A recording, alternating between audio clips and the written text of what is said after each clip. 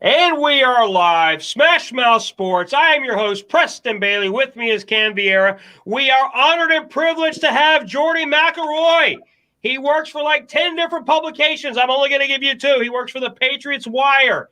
And, of course, you read the YouTube title, Bill Belichick's greatest mistake was letting Tom Brady go. Is that right, Jordy?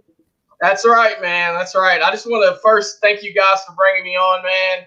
You know, it's been a long week, man. I'm based in Tennessee and everything, and we've had a lot of winter weather stuff going on here. And I've been snowed in for a few days, man. And it's just been crazy. It's been a long week, and here in Tennessee, we're not used to weather like Northerners and everything. So half a inch of snow, people lose their damn minds, and they go to Walmart and buy all the milk and bread and toilet paper. And all I'm saying, man, could we just please save a brother some Charm and Soft Essentials, man. That's all I need. That's all I need. Absolutely, man. We're going to send that to you. What's not to make light of that, because that's a serious issue, but what's interesting, you like you said, you're not too far in in Tennessee. Cam's in New England. He calls me all the time. He's like, it's 15 degrees, it's 20 degrees. And it didn't dawn on me until last night. I'm seeing so many channels in Texas, of all places, where it's snowing. I'm like, what is going on? And I'm on conference calls at work during the day, 8 to 5, and we've got offices in Nashville and offices in Dallas, Texas, and it's like they're talking about the snow. And when you're on a Zoom call, you kind of check out and you look outside. I'm talking about Tampa. It's 72 degrees outside. And I'm like, wow. And they're talking about the weather. I just have to keep reminding myself that it's crazy out there. It's a crazy world out there. But before we forget, and we appreciate you coming on again, I could not agree with you more. By the way, and I know, correct me if I'm wrong, the Patriots Wire is also part of USA Today. Is that correct? It is, yes. Now, you guys, I don't know if this is by design, but you guys came up on my feed through Yahoo. So I guess that article was also picked up through Yahoo, because I go through Yahoo Sports a lot, and that's why I read your article. And I love this article because I assume you're a Patriots fan. Is that right? I'm a Patriots fan. I am, but I'm also a realist. I'm a realist. I love it. And what I loved about it is I've always said the Patriot way is Tom Brady. So that's why I love it from a Patriots writer to spell this out in a very honest, realistic point of view. So just kind of tell me, what are your thoughts and kind of what the feedback has been on Twitter, the last, week or so with this specific article after Tom Brady, of course, my guy, wins the Super Bowl. So, man, it's been kind of mixed. You have some homers they'll follow Tom Brady until the end, and they're actually happy for his success in Tampa Bay. They were going to follow him wherever he went to. They're still Patriots fans, but they were cheering for Brady as well. But then you also have the people that are they're hardcore Patriots fans, and they're not cheering for Tom Brady over in Tampa Bay winning championships while the Patriots are going 7-9 on the season. So it's been kind of a mixed bag of emotions from that standpoint, from that question. Well, we got a hardcore Patriots fan right here. Let's hopefully Cam doesn't go buck wild of here. Cam, what was your take on the article, and talk about that, and let's get a question of Jordy here. Of course, it was Bill Belichick's biggest mistake. It was a colossal mistake. You don't let Michael Jordan or Wayne Gretzky out the door, and that's what he did.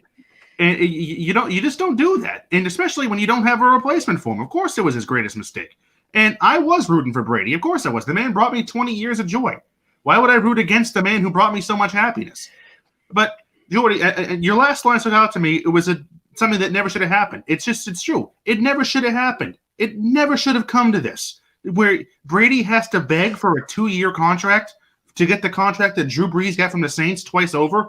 That was such a horrendous ask for him that Bill Belichick and Robert Kraft thumbed their nose up at a 2-year, $50 million contract, which is what he wanted. Come on. It never should have come to that, for God's sakes. Never. It shouldn't. And Belichick actually kind of, you hear all this stuff about it being either more Brady or Belichick. He's the one that actually opened the door up to these debates by pushing 100% is Belichick.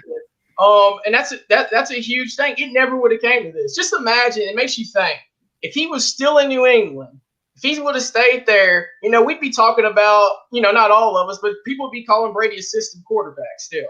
And that's been pretty much the predominant of his career. People have called him assistant quarterback, even though I've never believed that. But let me say this real quick. I've had so many friends and so many friends and other Patriots fans hit me up here lately, and they've told me, hey, man, you know what? It's over. I'm done. He really is the GOAT. I finally believe now because he went elsewhere and he was able to get it done. He's not the system guy. But Belichick opened this debate by pushing him out of New England.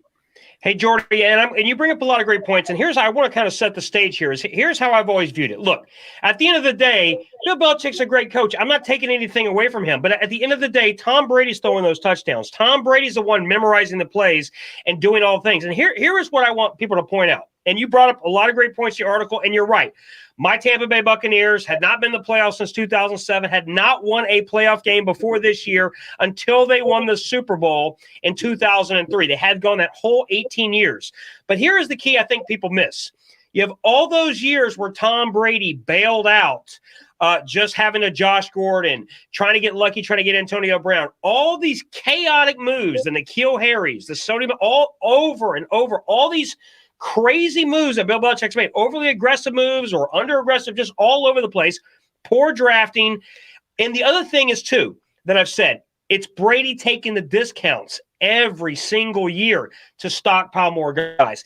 It's Brady bailing out Bill Belichick's bad draft picks. And here's the last thing I really want to get to on this.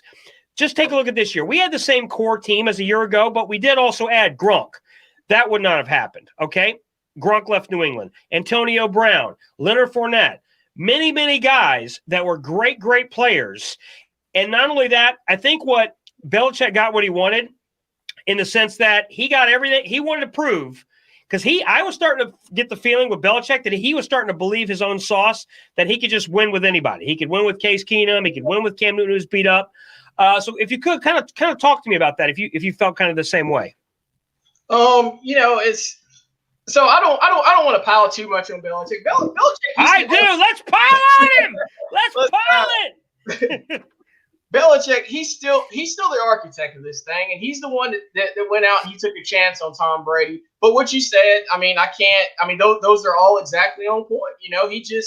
I feel like he undervalued Brady off the field, not just on the field, but what he brings to a team off the field. The leadership is yes. The leadership. And there's a LeBron James type of effect too. Like wherever he goes, guys are going to flock there. Like you said, Antonio Brown went there. Gronk was on the verge of tears in front of the media talking about retiring, talking about how much, football was wearing him down. And then you look at him and he's on boats, shirtless and stuff, celebrating with avocado tequila shots with Tom Brady. Right. Another Super Bowl.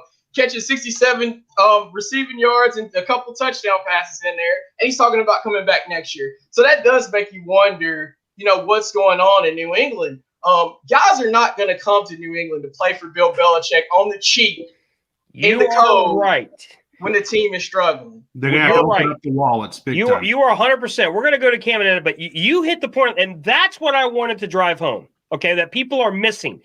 Nobody's saying Bill Belichick's not a great coach. He is a great coach, X's and O's. But the thing that is the most underappreciated, in my opinion, and you've all touched on it, the fact that people came for cheap to play. People took a pay cut. Just look at the Bucs. All the guys we mentioned. You're hearing this week. J.J. Watt may come. Adrian Peterson, other veterans. Richard Sherman. I've heard Richard Sherman's may come. There's a lot of guys that are already throwing their name in the hat. Hey, I might come to Tampa for a year and take a pay cut. League minimum, so on and so forth. That is the Brady effect. That's what people are talking about. They want to be part of a winning culture. Look at how much fun Gronk and Brady had this year, and then throwing the trophy, and like you said, the avocado tequila. There's so many factors that when it's time to focus, Tom Brady focuses. When it's time to party with tequila shots, that is the point that I think really people are missing, because I told this to Cam in the offseason. You brought up Michael Jordan. I felt this in the offseason. The Patriots were starting to act like the Chicago Bulls. The Patriots won 6 titles. The Bulls won 6 titles. Oh, Michael Jordan. Oh, well, he doesn't know about the Chicago system. Same way Brady doesn't know about the Patriot way. Well, as it turns out, when Jordan left, the Bulls have not been the same since. Since Brady has left the Patriots, it's only been a year. They're not the same since. It's going to take them a long, long road to rebuild that back. Because, again, these middle-of-the-road free agents, they're going to have to sign those guys at the top of the market, in my opinion. Yeah, it's gonna be interesting. But they do have a lot of capital headed into the offseason. They have the 4th most cap space, And they also, a lot of people aren't talking about J.C. Jackson, who's a restricted free agent this year. So they're probably going to tender him with a first rounder. So someone might bite on that. So they could potentially have 2 first-round picks. So they have a lot of capital this year. Is that a good thing, Jordy? With all due respect, is that a good thing to have 2 first-round? I mean, as long as he's drafted defensive players. I mean, I hate to be negative towards the Patriots and pile on Bill, but I've got to, because look at the guys, N'Keal Harry, Sony Michel. I mean, the last 10 years, like that's the thing. Not since Dante Hightower, yeah. You said not since Dante Hightower. Now, that was a great draft with Dante Hightower and Chandler Jones. That was a long time ago. I mean, it's been a long time. I mean, even last year, over a year ago, DK Metcalf, just all these guys the last couple of years have been coming out. And Bill Belichick, he cannot evaluate receivers. He just can't do it. So that makes you wonder, and it makes you wonder: is Bill Belichick the GM slipping? Yeah, I did a video 2 months ago. I said I think Bill Belichick, the GM, is going to get Bill Belichick, the coach, fired. But here's the thing, even if Robert Kraft were to come to him and talk about him not being a GM anymore and just strictly he'd never accept it. It would never happen. So he would never accept that. Exactly. So it's an interesting dynamic. That's the problem. That's the problem. And Cam was saying this. He didn't even go to the Senior Bowl. Yeah. So that's why this offseason right here. This draft and this free agency coming up, this might be the most important free agency and draft in Bill Belichick's career in quite some time. So it's going to be interesting to see what he's able to do. Jordy, I got to ask you, if the Patriots go 8-8 or worse, what in your opinion does that mean for Bill Belichick in next year? Because I'm just saying, I've talked to a lot of these Patriots guys. Cam's got these guys on, Felger and Mass. Tons of guys, big-time guys in the radio market for New England.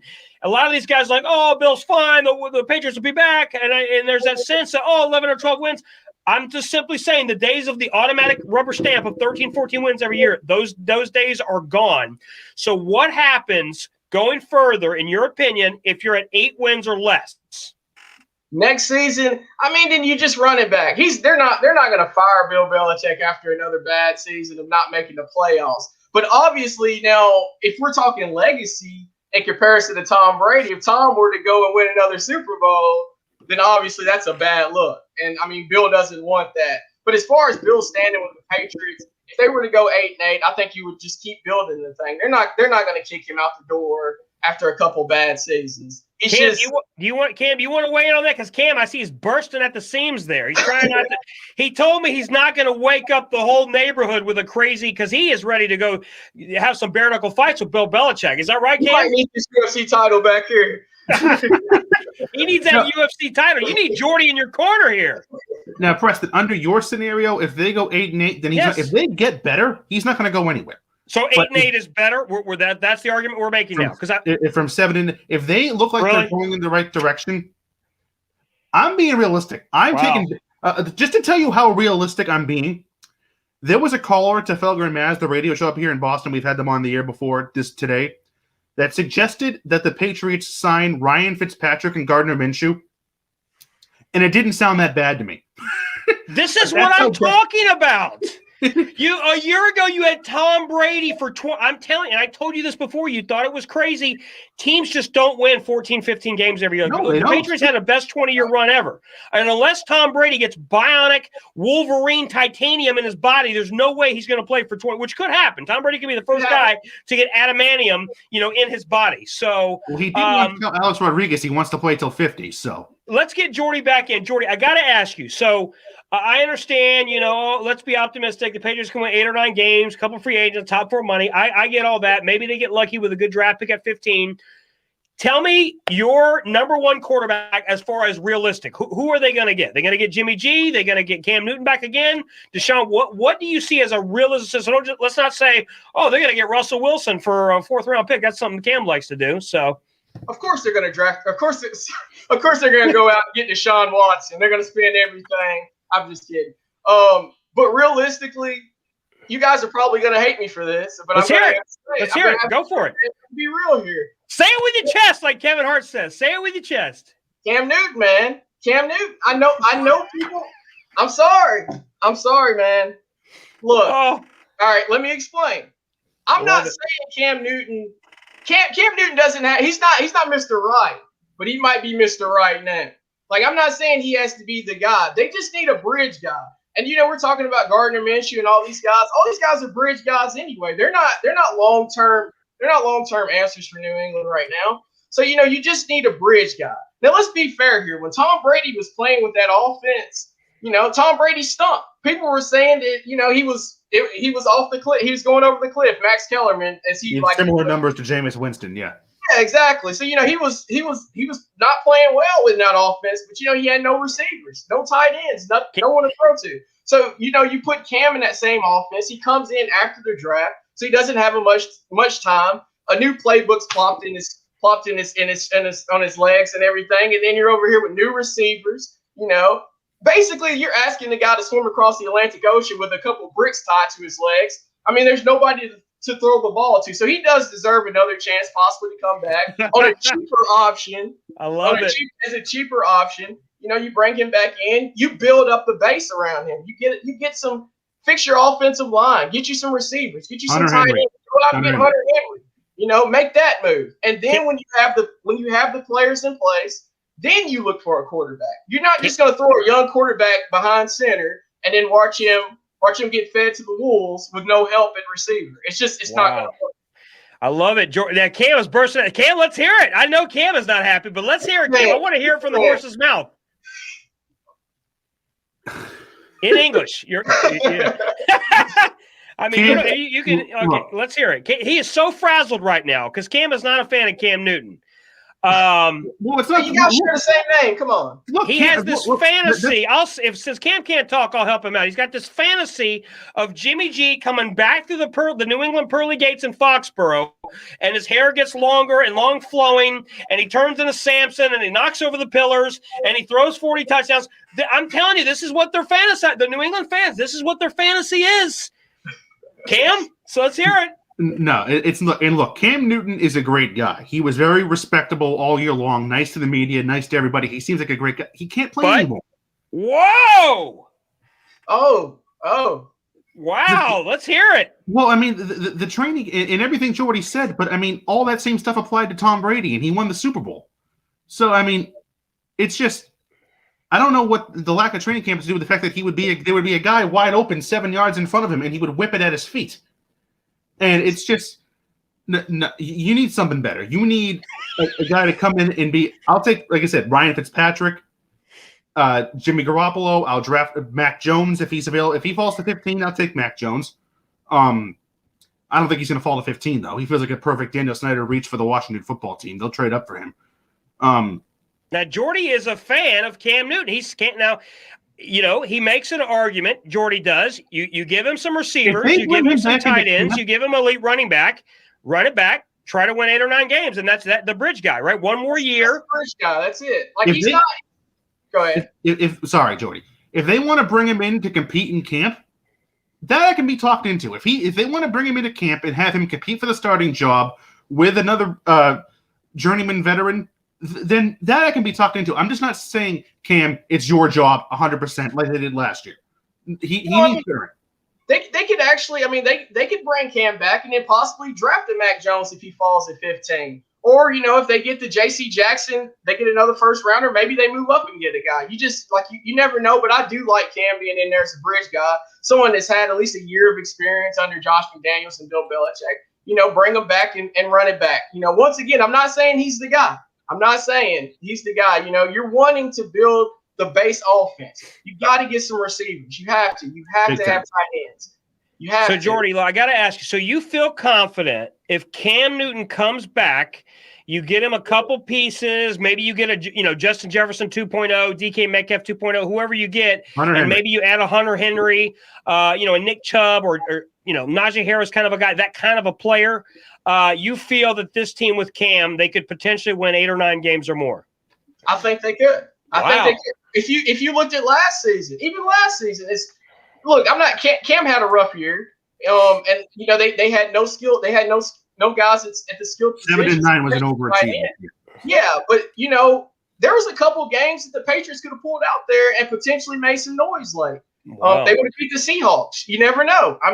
They should have beat the Bills. They had marching. Wow. So I mean, if you turn those games around, maybe they did fit. Maybe they would have finished with 8 or 9 wins last season. So now, if you run it back, you get them some playmakers. You never know what could happen. Instead of going out there and breaking the bank or reaching for some young guy and just throwing them to the slaughterhouse with no receivers, it's probably a good idea to bring someone at least familiar with the system back. Jordy, let's do this. Last question. So let's assume they bring Cam as a guy, as an arm to compete for the starter. Outside of drafting a Mac Jones, or if they get lucky for Fields or one of these other top 4 guys falls to them, what is your next guy on the list? Is it Jimmy G? Is it Fitzpatrick? Who is a guy that you think is realistic or a possibility within the normal range of scenarios that we've seen out there? I would think Jimmy G. So this is where I'm going to come back to you, Cam. For sure, Jimmy G's obviously the dream scenario, and I do agree with that. But I was just being realistic. I just realistically feel like Cam is the best possibility. For some of the same reasons you guys illustrated, I don't think he's going to get a lot of money in the market. I think he's going to be available, and he'll be someone the Patriots could easily bring back for maybe another 1-year deal. But Jimmy G for sure is the dream scenario for Patriots. Wow. So you're definitely leaning towards if it's not Cam Newton, then it's going to be Jimmy G. That definitely makes New England happy because I've been hearing it. The fantasy. I hate to say this. I got to be the bearer of bad news again here. I believe the fantasy of Jimmy G is way better than the reality of Jimmy G. Because the truth of the matter is, and I'm going to say it, the truth of the matter is, I do like Jimmy G. I loved him 4 years ago. I thought he had a lot of potential. He trained from Brady, all those great things. Let's just be real with the Patriots. Without receivers, without tight ends, without an elite running game and an elite defense, he had all that a year ago in San Fran. That's how he got to the Super Bowl. Without all that, I don't really see how he's going to last. I mean, he's had injury problems most years. I don't see how he's going to last, in my opinion. But here's something to think about. Let's take a step back for a second. Think of this from like a fan perspective, right? You bring Jimmy G back. Oh, the fans are going to go buck wild. They're going to start popping bottles at 0-0. Exactly. But this is the guy that Bill Belichick wanted to be the successor to Tom Brady from the very beginning. So this is his guy right here, right? This is the guy he believes in. Bill Belichick gets his guy. And then all of a sudden you have Tom Brady waltz into Foxborough next season with the Bucs to play against Bill Belichick and his guy and possibly a rebuilt offense. Come on now. That's popcorn right there. That's popcorn. That'll be primetime Sunday night game. Yep. Exactly. There we go. We got to get everybody to like, subscribe, comment below. Jordy, we appreciate it. We can have you on for hours. We appreciate you calling in. Next time you come back, because you got that championship belt, we're going to have to talk more about bjpenn.com. Now, last thing, have you met BJ Penn?